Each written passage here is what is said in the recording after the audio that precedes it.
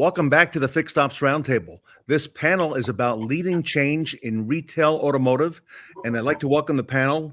Here with us today are Sarah Van Tine, Steve Greenfield is here today, Tully Williams is with us, Fred Forden is with us, and Ed Roberts is with us. And this is Sarah. I think this is like the dream team. What do you say? Oh, this is the who's who for this future of automotive retail panel. I can't wait to get into this topic. Yeah. So everybody, without any delay, let's kind of take a look ahead. Ed, we've talked about this topic in the past, but leading change in retail automotive in our industry, what does that look like to you over the next 5 years from the retail perspective? And then I'll come to everybody else on the panel. Well, from my standpoint, it's being more flexible. For decades, and you hear me talk about it, Ted, we have forced customers to go through our process, not even questioning or putting their consideration in a concern. But if we look at it from the customer's lens and look at it backwards from what we normally would, they are asking for flexibility, and we need to become more flexible and meet them on their terms rather than force them through the same process that they've told us they've hated for decades. And Ed, you walk the talk. You've done a couple things in recent years, especially last year in 2023. And I think 2024 is going to be a real breakout year for what you're doing there with the mobile operation at Bozard. If you want to tell us a little bit about that. It's not just the mobile element, it's remote services in general. So anything that we can do outside the store, whether it's a delivery, whether it's pickup and delivery for service, whether it's mobile service, whatever it may be, is preventing the customer from having to darken our door. And we've paid so much money for decades to get them to darken the door. And then we have to pay so much money to get them to do it again.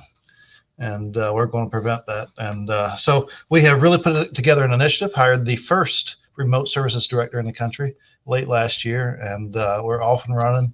And by middle of this year, we'll be running nearly 50 mobile trucks. But our goal is to be able to service any customer anywhere within 24 hours. And sometimes that service can't be completed within 24 hours, or maybe it's just to go tell them that it's safe to drive and we do need to bring it into the shop or whatever it may be. But to put that customer at ease and take them out of the market within 24 hours. Ed, did you say 50? 50. Wow. And we're not stopping there. That's just the goal by mid-year. And we're 4 weeks into this year, so got to keep that ball rolling. Steve Greenfield, fascinating to see the change that's accelerating in our industry. And what do you see ahead for leading change over the next few years? Yeah, I like what Ed characterized as being more flexible. I mean, I would kind of riff off of that. I think it's really meeting consumer demands, as he said, where they are. And those consumer demands are going to continue to accelerate. So we're going to see consumers, demanding more from dealers overall. And those dealers that aren't ready to be flexible, be more proactive, et cetera.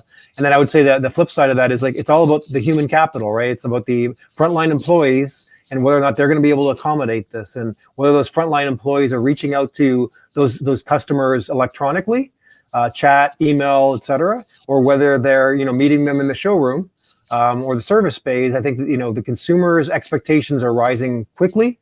The dealers that are able to take market share are going to be those that are much more proactive, much more focused on ensuring the employees are trained properly and are ready to accommodate and, to Ed's point, be flexible to be able to meet consumers' expectations as they continue to expand. Sarah, what do you see ahead, talking about consumer expectations? I know you have your finger on the pulse of the market. What do you see out there? Well, there's been a lot of announcements, and the biggest one that comes to mind is the start of the Amazon Hyundai partnership that just kicked off this year. And so when you think about what does that mean for retail automotive, at the end of the day, it really means that the customer wants to have different ways that they can choose to do business with whatever dealership or with whatever entity will ultimately provide that service or good to them. And so I think the biggest thing that I'm excited about, I've had a lot of conversations with people talking about their BDC departments.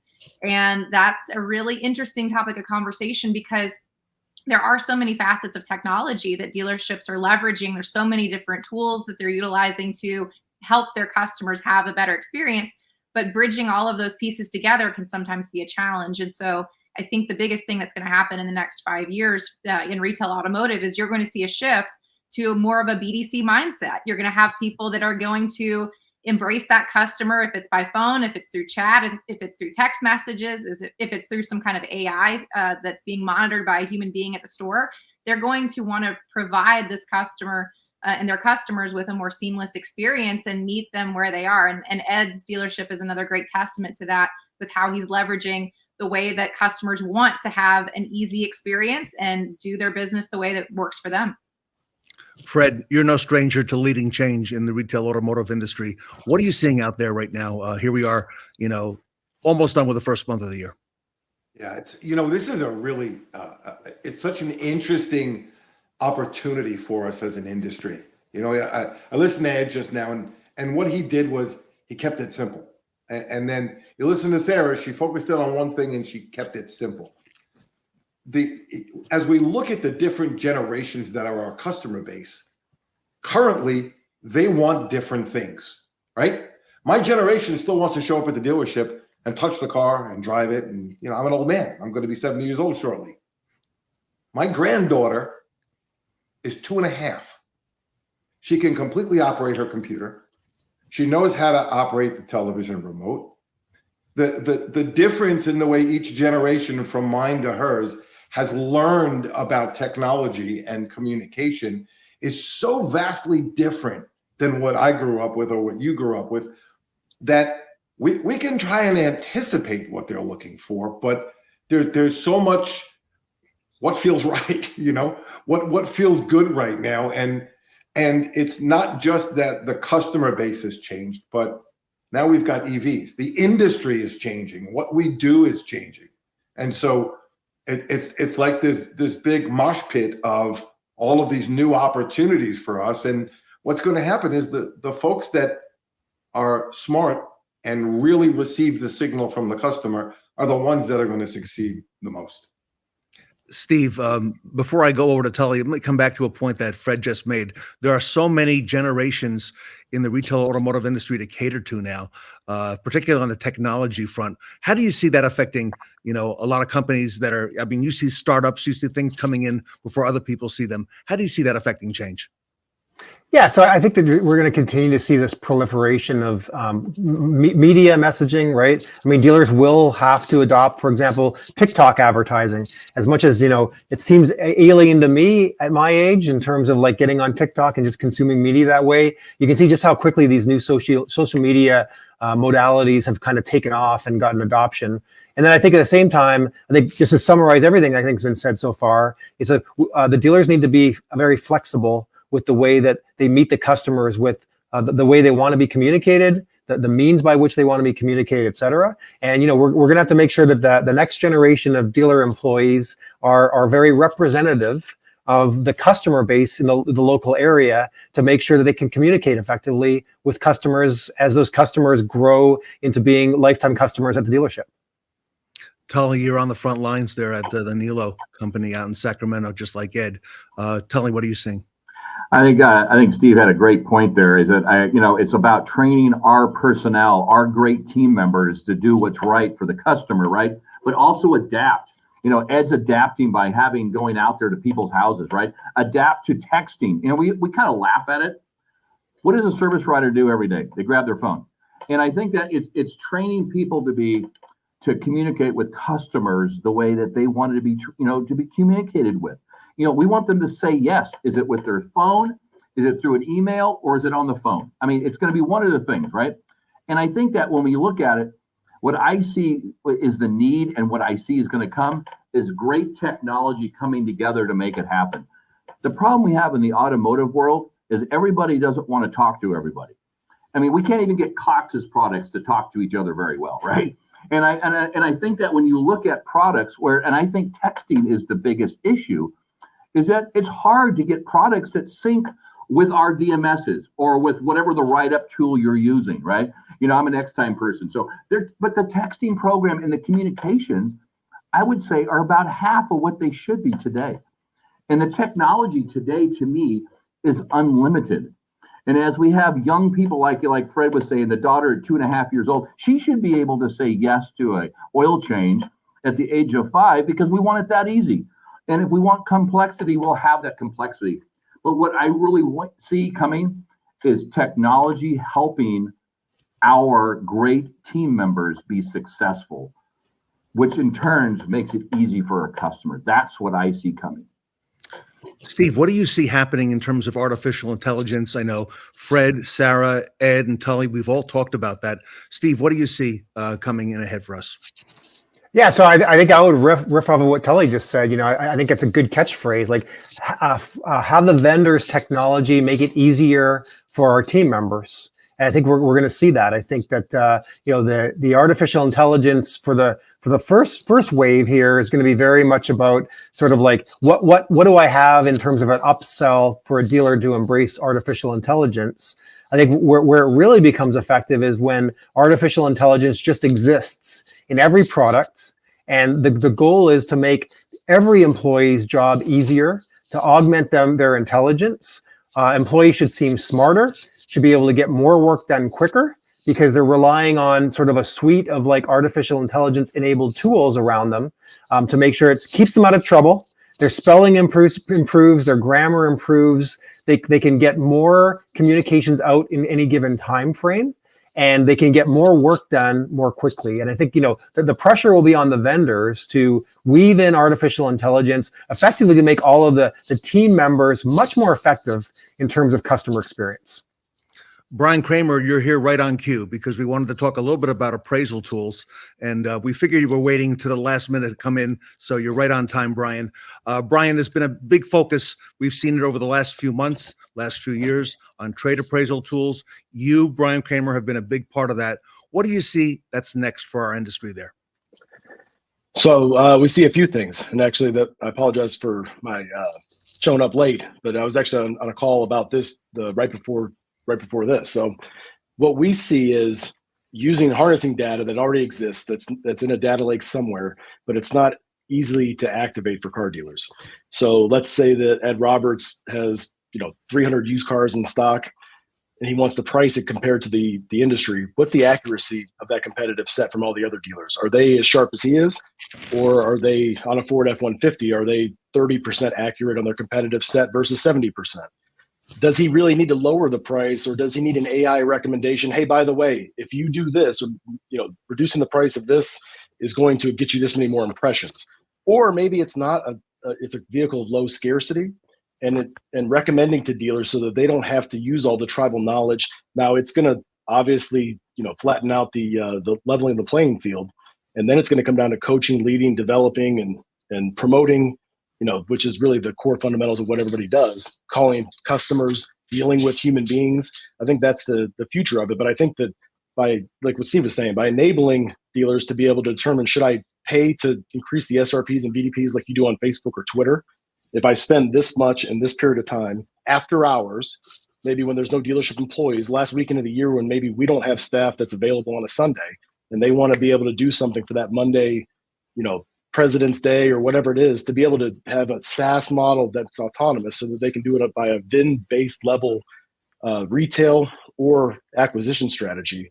I think there's so much data, it's just not easy for the dealers to get it, and our goal is to unlock that. Ed, there's been sort of an awakening in our industry on the retail side on the value of the trade appraisals and the importance of doing them and making it easy, Ed, like you say, taking the friction points out, Ed. What do you see ahead there? Well, COVID really pulled us back into what used cars could be. And then we went through all the fluctuations in 2023 of the market being so volatile. But we need a tool to make sure that we understand where the market is, and that when we can identify that a vehicle stands above what the competition is and know whether we need to be at 103%, if we need to be 98%, or whatever it may need to be, we need those tools that are readily available to us so that we can be efficient and make decisions timely enough to be able to capture the opportunity that we have with that vehicle. Because as all of us know, our real opportunities are first 7 days. We can talk about we hold on to them for this long, or 60 or 30 or 45, but our first window of opportunity is 7 days. And if we're not capitalizing on our opportunities in that first 7 days, then we have to look at ourselves in the mirror. And there's so many tools that's come out, and there's so many tools that's enhanced themselves over the last couple of years for us to do that. It puts it back. It puts the control in our hands to either drive it or to avoid it. And if you avoid it, you know what happens there. Steve, this focus on the trade evaluation, I see that getting even stronger as we go into the year and the years ahead. Yeah, I think that, it'd be great to hear what Brian thinks. I think we're entering a new world that could be great for dealers or really hurt dealers, where, a lot of the window sticker items that were originally built into the vehicle may or may not be active at the point that the car gets traded in. And, a dealer that's trading in an off-brand vehicle might look at this vehicle and say, look, I'm not really confident with how this car is actually equipped and whether a number of the features that are currently active on this vehicle, when that consumer goes back today and cancels a lot of those features on their credit card, what that vehicle is going to look like tomorrow. So I think, all of this can be solved through data. If you have really good data and you're able to pull up on a VIN by VIN basis, how is the car built? Which of those features are currently activated? What's the consumer paying for those features on a monthly basis? But it's going to be an interesting world, fraught with many challenges for those dealers that aren't prepared. But it's going to be increasingly important to have data at your fingertips to make sure that you aren't burned, a day later or a week later when you find out that the car you just bought wasn't actually the car that you thought it was. Brian, you talked at a recent Fixed Ops Roundtable about the fluctuation in market values, how quick that can happen. A dealer who doesn't take advantage of this type of data, Brian, is really at a disadvantage, aren't they? If you take a look at CarMax, Carvana, anybody who's hiring a lot of employees right now, it's not the traditional sales listings that you used to see. It's data scientists, data engineers, large language model engineers, RPA engineers. And it's just not, when you look on LinkedIn to see at large organizations, what type of positions do they have working for them? They're data scientists. And most dealers are not equipped to be able to run like that. So I think that either integrating, leveraging some sort of AI partner, if they're not doing that, they're going to be not sell their business in the next 3 to 5 years. It's not a matter of if, it's just inevitable. And to piggyback on what Steve was saying, I think that OTAs and over-the-air updates, although there's some things that might be frustrating about it, I think it's also, if you embrace it, no differently than the internet back in the early 2000s or late 90s, that by harnessing that data and using it correctly, you can make your spend so much more efficient when it comes to fixed ops. You can market directly without having their PII and all those sorts of things, just by doing the data profiles that everything the OEM is going to unlock and allow everybody to use in a much more smart and efficient way. Not to mention the fact that from an appraisal standpoint, you'll be able to appraise a client's vehicle 1,000 miles away because you'll be able to run DTC, 109,000 DTC codes or diagnostic trouble codes, and be able to be more aggressive instead of being risk averse on a car that's not there. I think that's really where the market is going to level set. And everybody's like, oh, you can't do this without it physically being there.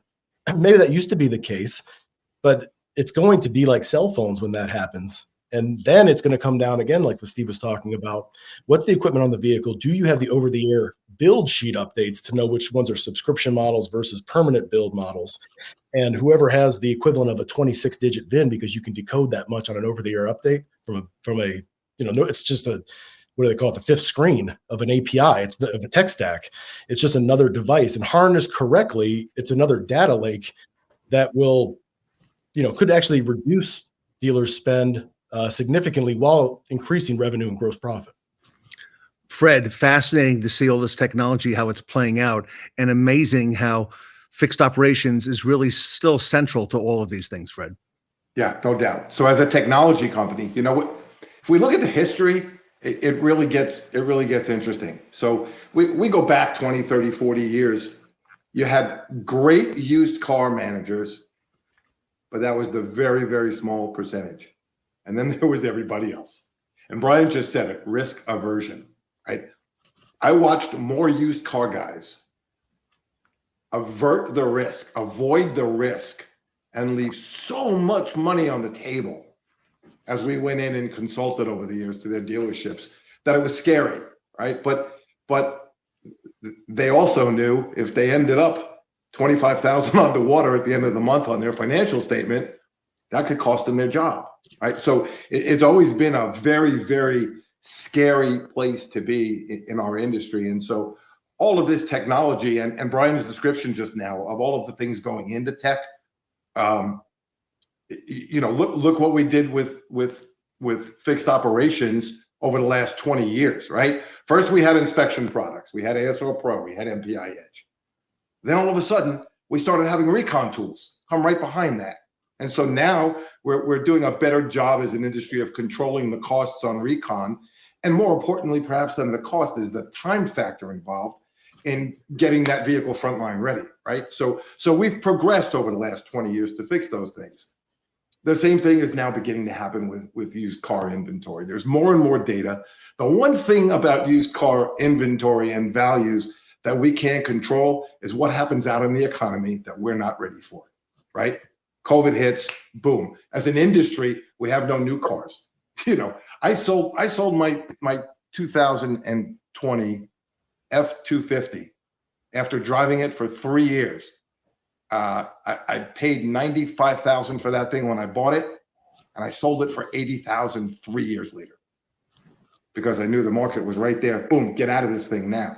Well, that's not typical of our industry, and that's not something that we can foresee with software. So there's still always going to be who's the good car guy, who understands this beyond just the data. Yeah, you got to use the data, but then you've also got to have some foresight. You got to have some experience at knowing when to pull the trigger and when to let it go. Tully, what are you seeing there? When we look at, it was an interesting article that came out, the Cox study, about what customers are feeling, and they're worried about fixed ops.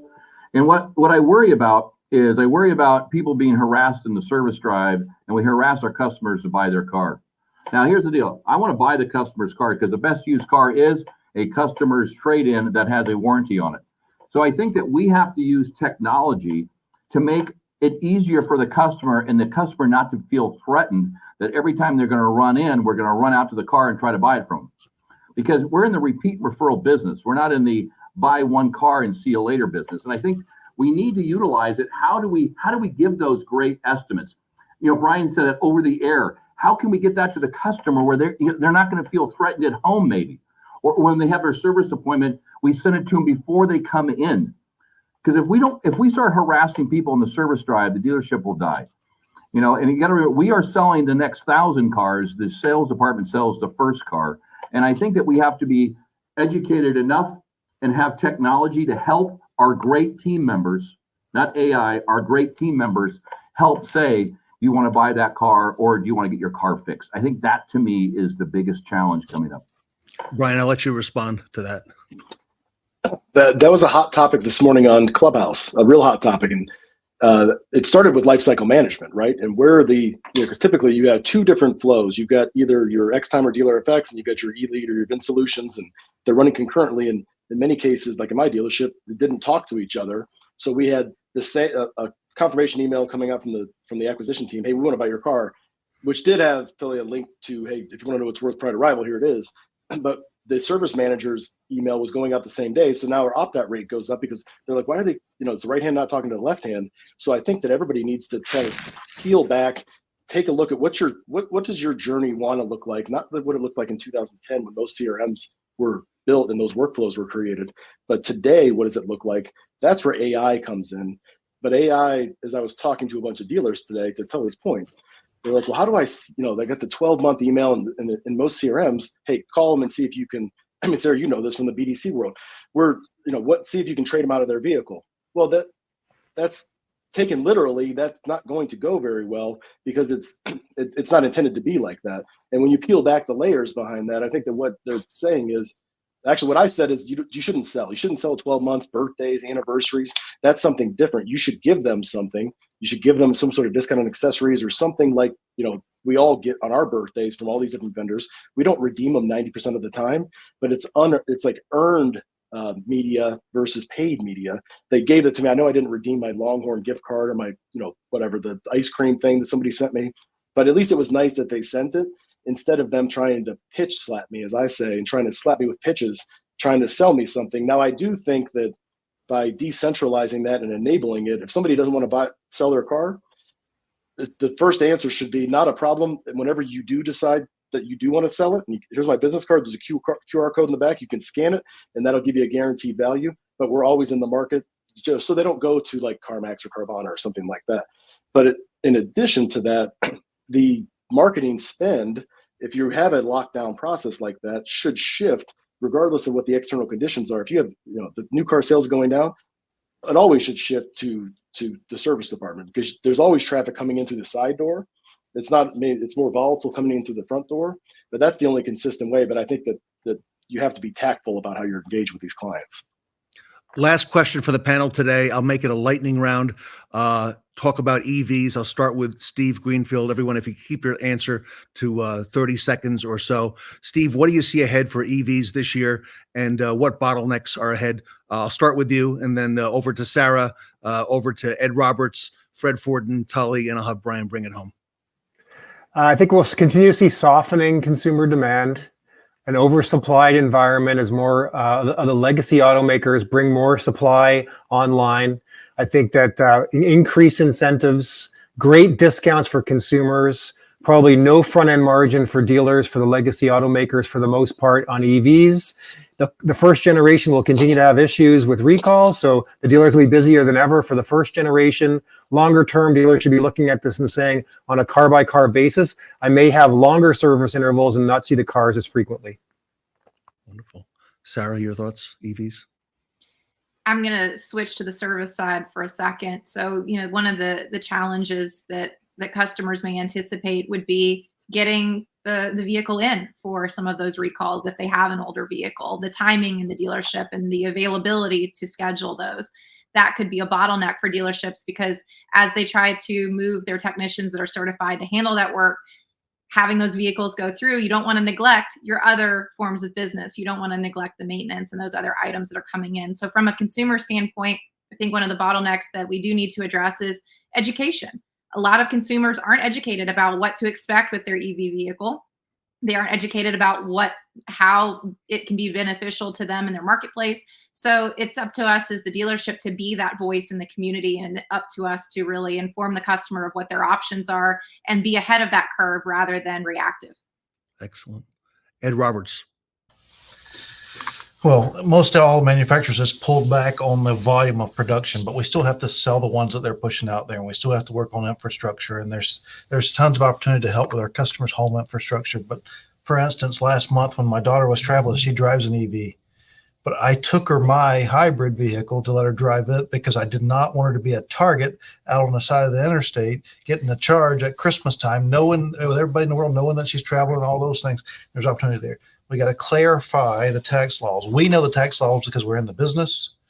Thankfully, now we can apply that to the purchase price or the sales contract, but our customer still doesn't understand those tax laws, and we got to help clarify that with them. And then we got to work on affordability with them. Well said, Ed. Thank you. Fred Forden.